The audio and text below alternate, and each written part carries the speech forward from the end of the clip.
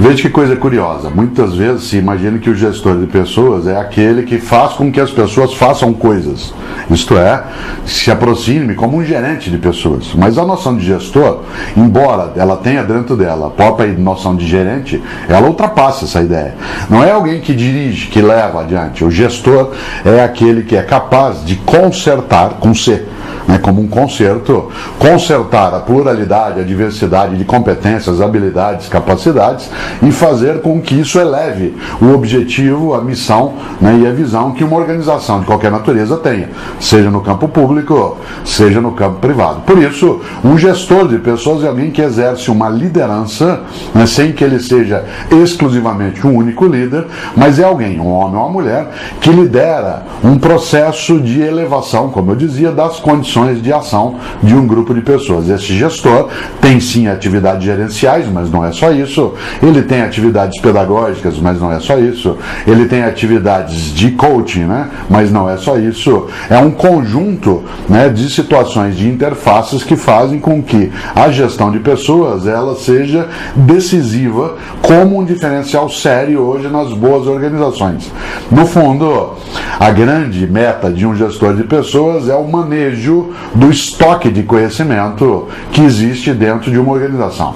Cada um e cada uma de nós tem um determinado tipo de conhecimento que é tácito ou explícito, aquilo que a gente tem da nossa formação escolarizada, formal, intencional, deliberada, que é o explícito, e tem um conhecimento vivencial, que é o nosso conhecimento tácito. A junção desses dois elementos, o tácito e o explícito na capacidade, no conhecimento, ela compõe o estoque de conhecimento, que é o maior ativo que uma organização pode ter, inclusive, porque é esse o grande diferencial que não se torna commodity. Afinal de contas, processos, equipamentos, aplicativos, insumos, tudo isso ainda é commodity. O que não é, e esse é o diferencial, é o conhecimento que está em cada uma e cada um. E o gestor de pessoas é aquele que é capaz de manejar com o conjunto esse estoque de maneira a oferecer mais vigor, mais robustez, mais perenidade a uma organização. É também RH, isto é, usando o sentido anterior não negativo de recursos humanos,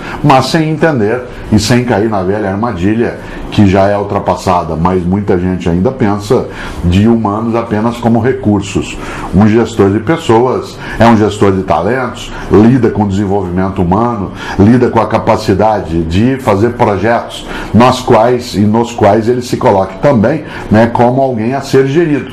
Um gestor de pessoas sabe que uma das medidas da inteligência de uma organização é a capacidade das inteligências serem parceria umas das outras e elevarem a condição. Por isso, um gestor é alguém que lidera. E para liderar, precisa também, antes de mais nada, saber que isso é o exercício de um poder. E a tarefa do poder é servir, não é se servir.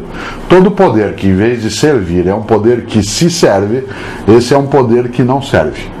Por isso, para que o gestor de pessoas tenha atividade, a sua autoridade como um serviço, é necessário que haja uma compreensão do coletivo. Por fim, o gestor de pessoas é alguém que sabe que a regra mais séria na vida não é cada um por si, Deus por todos, mas é isso sim, um por todos e todos por um. Aí somos pessoas que nos gerimos conjuntamente.